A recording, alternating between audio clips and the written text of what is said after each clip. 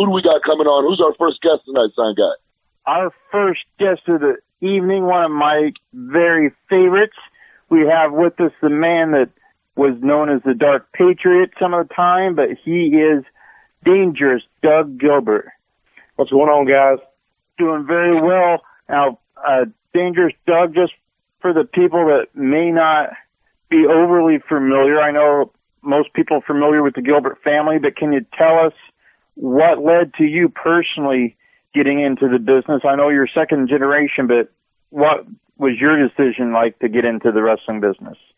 Well, actually, you're close. I'm actually third generation. My grandfather was a pro wrestler. My dad's a pro wrestler. My brother was a pro wrestler, and then I come along last. But anyway, I think it's something that's in your blood, and from when you're a kid, from when you're born, from when you're 5 years old, going to Mid-South Coliseum every Monday night with your dad, and I've always been around wrestling, loving the sport, and just kind of being. I think a lot of the guys that y'all see today in the WWE, and if it was the same, if it was during the territory days, I think you would still see it. You wouldn't see it in the WWE, but you'd see it in all the territories. If you look at all the second, third generation guys, I think the kids like myself that grew up watching their dad that wanted to be a professional wrestler, you're seeing it these days, and it's good that, I mean, it's good what WWE does, and I mean, a lot of people will knock them, but you can't knock success and what they've done. And you look at like Junior Papu, Rakishi's sons, they're there now. You look at, well, there's so many guys. Like, I mean, I think one of the best, Randy Orton. Look at all the guys that my dad wrestled with, and now their kids are actually in the business also. So I think it's something that just kind of, you know, maybe the apple don't fall real far from the tree.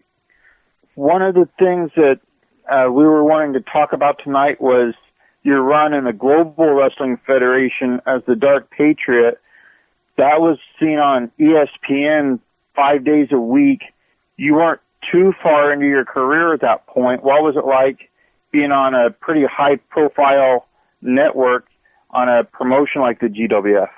Listen, guys, that's something that people really I mean, when you think about it, now this is for all of you guys that's on here on the phone with me, and y'all can comment about it. Now think, what would a company give to have exposure like that company had at the time? Imagine being on ESPN every day of the week. I mean, what do you think if it was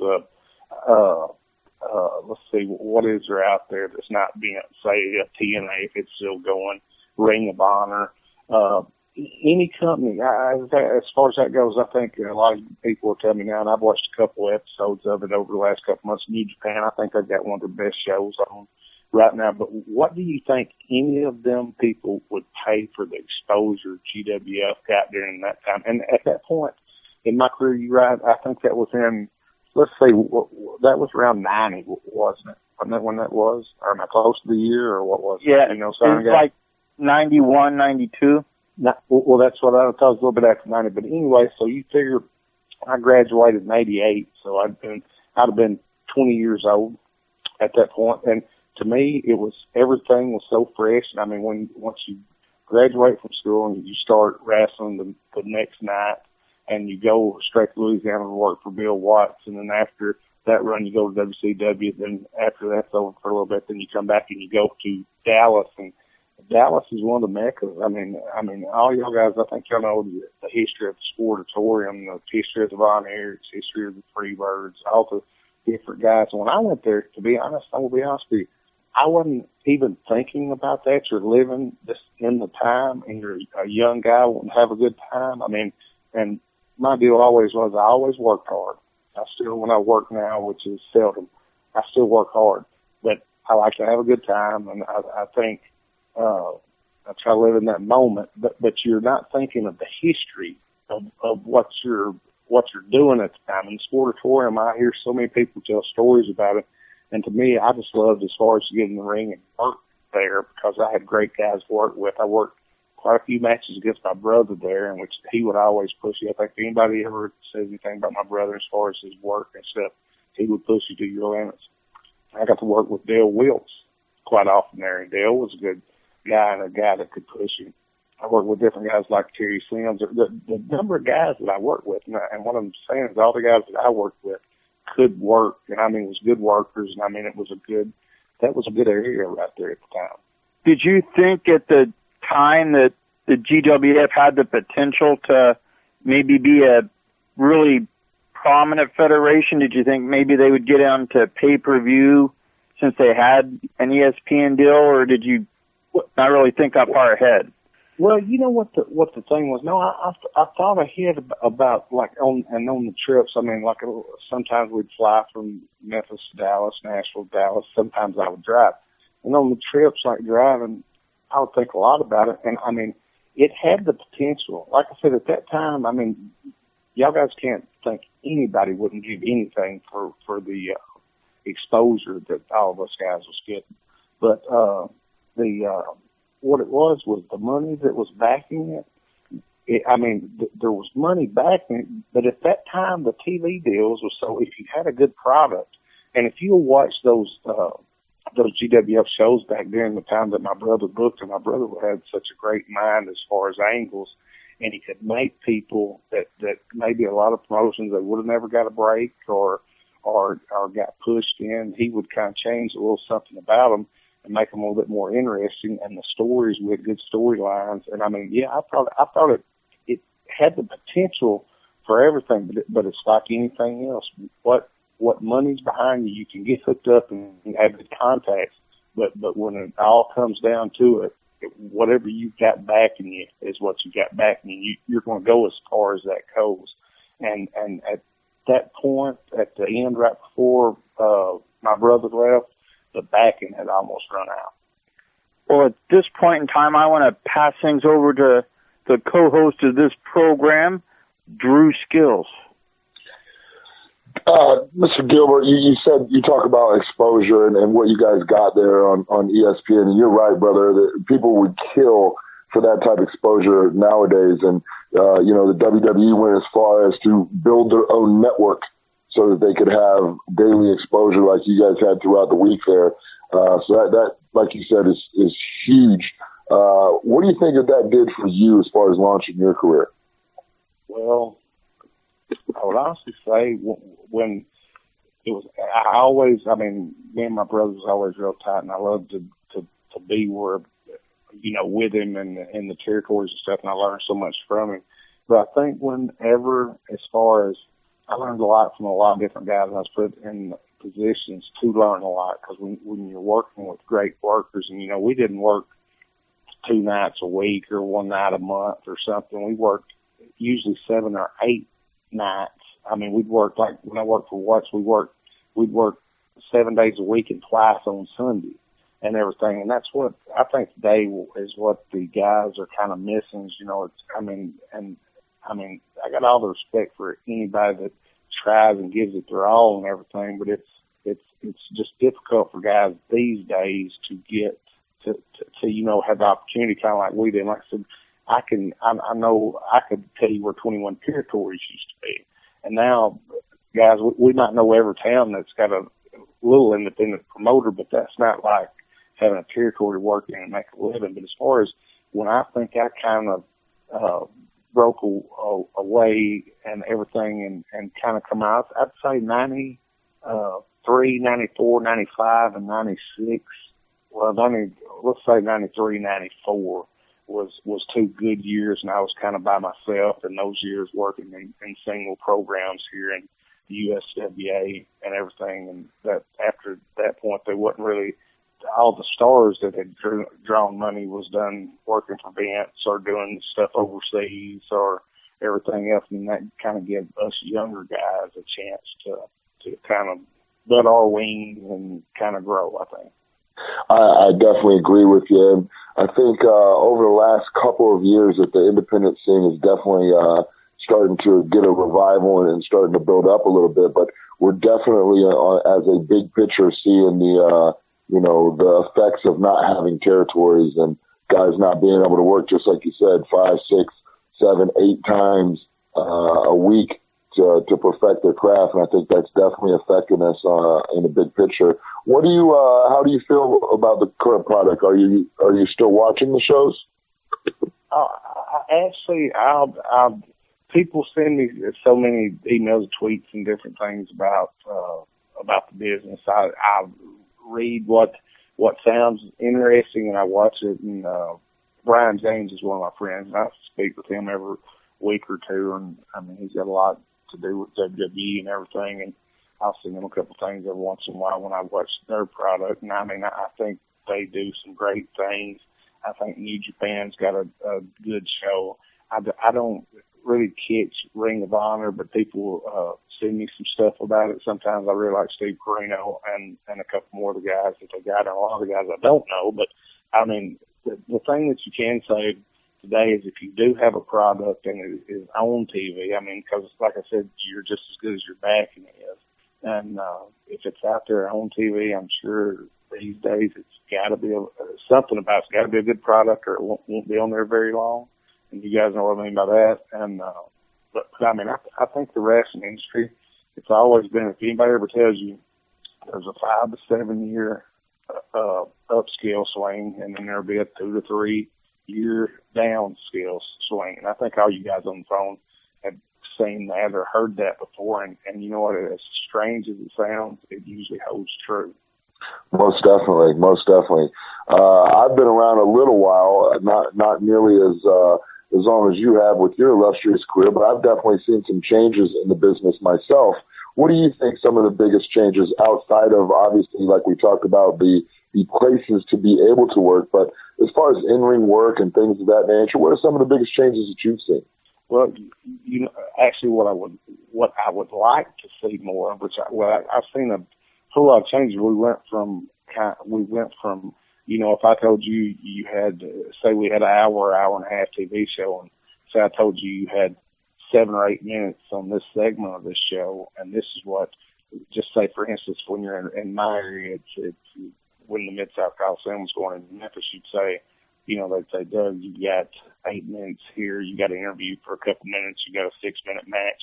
The main thing is you make sure you hit all the points here. They wouldn't tell you what the points was. You ain't got nothing that, you know, you ain't got a script that you're reading or anything. So I think that's the thing that's changed so much for me, which everybody's got to have what they have, but we weren't actors. You know what I'm saying? We was professional athletes. And everybody that worked then, during those days, and I'm not saying they're not now because I think there's some great athletes today, but the only reason that you don't see and the people don't look a whole lot different when you, I mean, if you see 4 or 5 people on a 2-hour show or 3-hour show and they look kind of the same, the reason they look kind of the same, if you got the same people writing everything for every person, would you not think at some point all the guys would look the same? You wouldn't have a, you know what I'm saying, where's your Bruiser Brody at? Where's your Stan Hansen? Where's your Kamala? Where's your, you know what I'm saying, all your different characters? I mean, you can have a, if you want to call it a producing team or a writing team, but I mean, if you go back to when you had a booker and he just looked at these guys, and this guy was who he was. He didn't just come in as an actor or come in as an athlete, and then, you know, I mean, everybody was their own gimmick. You wasn't, I mean, they didn't make you up. You was who you was, and then you went from there. I totally agree, and that's well said. Appreciate you bringing that up. It's you know, bookers used to play to individual strengths and hide his weaknesses, where now they're not worried about your strengths or weaknesses, they're worried about you fitting the character that they want you to be. So, totally agree with you there. Go ahead, imagine it. Imagine if you had a lineup like my brother had for Watts before Jim Crockett bought those guys out. And I was saying, and every night, I mean, my brother got the average back up to, it was doing like, and I mean, there was big, huge nights, but it got the average back up to like $25,000 a night. That's what the weekly average for, I mean, even the low towns, what it averaged out at to be for every night of the week before Crockett bought out. And I mean, my brother had Steve, Dr. Beth Williams, had, and before Kid DiBiase went to work for Vince. Think about all the guys, Jake, everybody that was there. And I mean, you had, look at just the names of the guys that I said right there and all the different personalities that you had. And I mean, those was guys that knew wrestling and wanted to be in the business. I mean, I mean, that's kind of the difference. I mean, a lot of times guys tell me now a guy won't even know the history, what as far as just past 5 years from before what had happened in wrestling, which I think that's just a little bit of the difference in times and everything.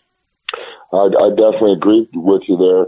This is the Undisputed Wrestling Show on Angry Marks Network, podcast network, and we're lucky enough and honored to have Doug Gilbert with us tonight. And I'm going to go ahead and pass it over to the Morning Star, Will Huckabee. Go ahead, Will.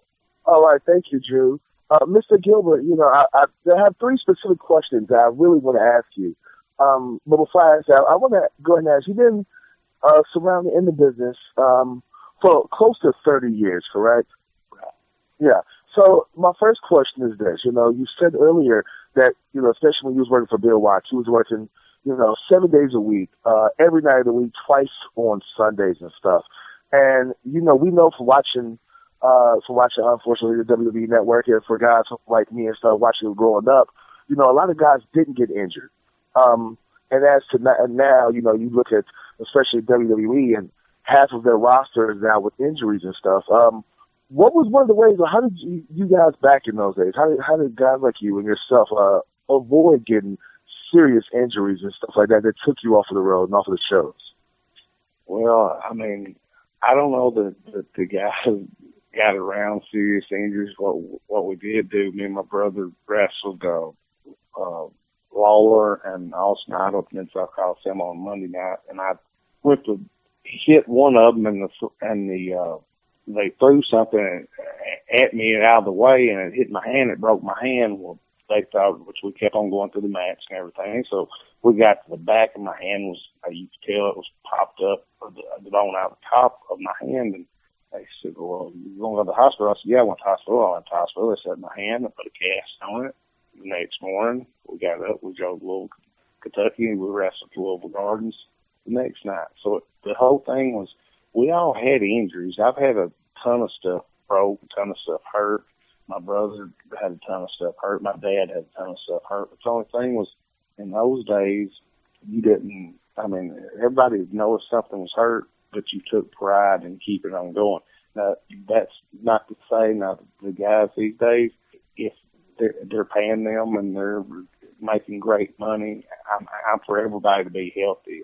But you're going to have the more risk, the more injuries you're going to have. And maybe, things have got, I don't think things have got tougher, because if you'd had to wrestle the guys like we wrestled, you couldn't, they wouldn't let you fly around or nothing. They'd hold you down on the mat. But I can see guys getting hurt anyway. You could get hurt walking down the street, not in a wrestling ring. But the guys that, like when I started in the business, a lot of these guys y'all see today, and I'm not talking about Vince's guys, because I'd say they come through and they got to push from Vince, and they must have learned how to work and had good trainers and everything.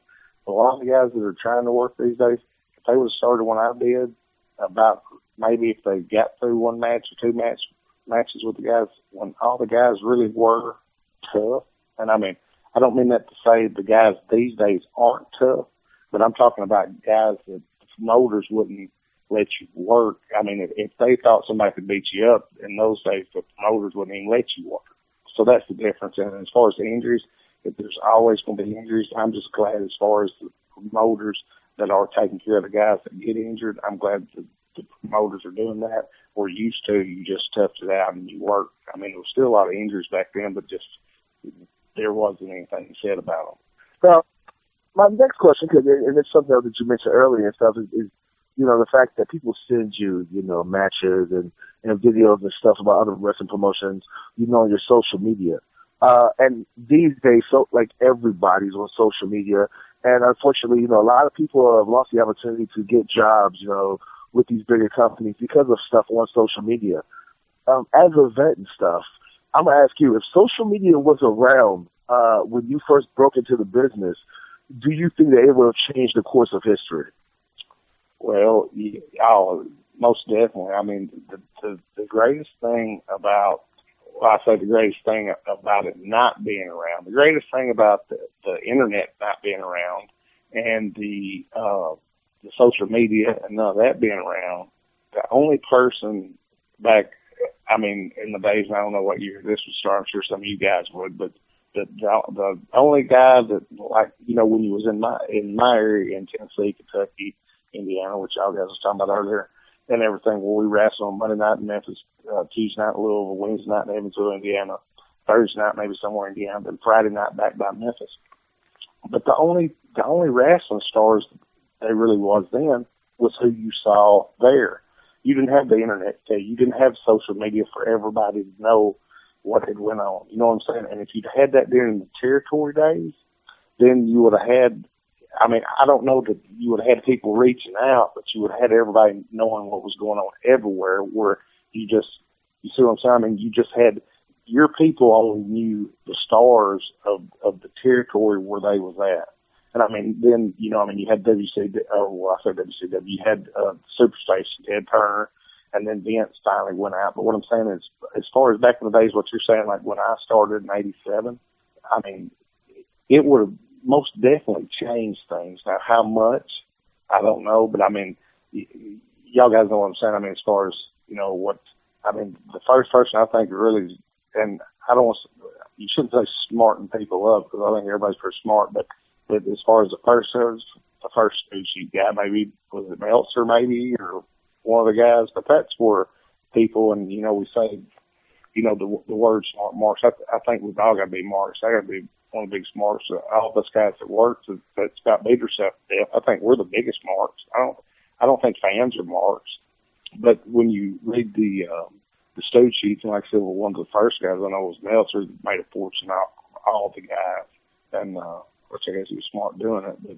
what I mean is he made a fortune off all the guys that y'all was asking about injuries and being hurt. I mean, he sure wasn't ever hurt, was he, unless he stepped walking out his front door or something. He sure wasn't hurt from working. You're right about that. Now, my last question is coming from a wrestling family and being a third-generation wrestler. You grew up around the wrestling business, and back then, you know, when you first broke in, they didn't have all the schools like they have now. In your opinion, do you think it's better to have a wrestling school where, you know, you go and you pay your money to a trainer, and, you know, it takes you anywhere from 6 months to a year before you get in the ring? Or, you know, would you rather, you know, somebody teach you the basics, what you need, and then they kind of send you out on the road and you basically learn on the job? Well, I think as far as you actually knowing your profession and the trade of wrestling itself, I think you would be better off if it took you 3 months, 6 months. And people call me and ask me all the time, how much I'd like to train, would you train me this and that? Most of the time I say, no, I'm too busy. But I think you'd be better off, like I trained with my dad, with my brother, and we always had a ring set up here and everything. I just think it's better for the guys. And if you want to learn proper technique, there's one thing in every sport, and this is from wrestling to everything, and I think you guys will agree with me, it's wrong. If you learn the technique wrong, you're going to be wrong. If you start wrong, there's no way to get right. I mean, if you start bad, it's going to get worse. If you start right and stay right, it's always going to be good. And I mean, if you got somebody to teach you, but now here's the problem. You can't start with a guy and stay with a guy 6 months or a year that don't know what he's doing. Because, I mean, if you don't know what he's doing, he's telling you what to do. What's that mean you're going to do? You're not going to do it right?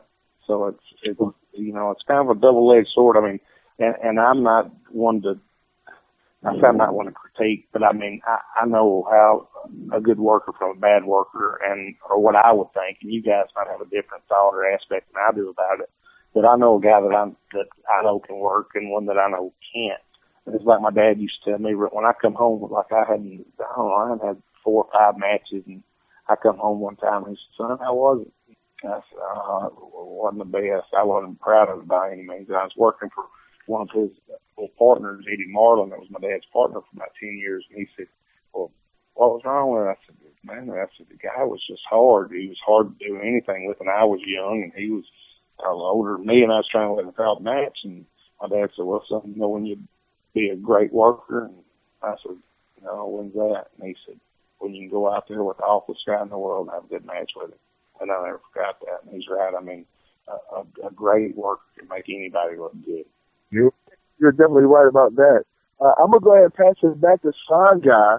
Son Guy, you got any further questions for Mr. Gilbert? Well, I know you didn't have a whole lot of time with us today, Mr. Gilbert, so I'll ask you if you have any upcoming things you want to promote your social medias, anything you have going on, let the fans know how they can support you. Guys, if y'all want to go to my fan page, it's Dangerous Doug Gilbert. That's my fan page. My Twitter's, if you want to get me on Twitter's Dangerous DG1, and that'll get to me. And I was trying to think, I got a couple things coming up. June 18th, I'll be in Knoxville, and it's going to be a big night. I think the Riches are going to be there, myself, and I will have some friends that's going to be out there, but it's a big night. First time I've been in Knoxville in quite a while.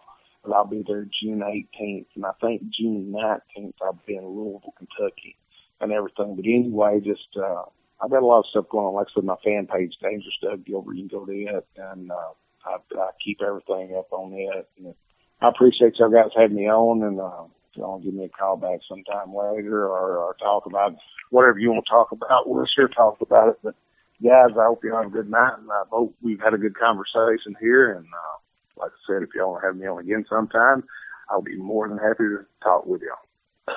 Well, we appreciate you coming on, Mr. Gilbert. Definitely appreciate it. Definitely had a great time, and we definitely love to have you back whenever you want to come on. Good deal. Y'all guys have a good night. We'll talk to you. Take care. Safe travels, brother.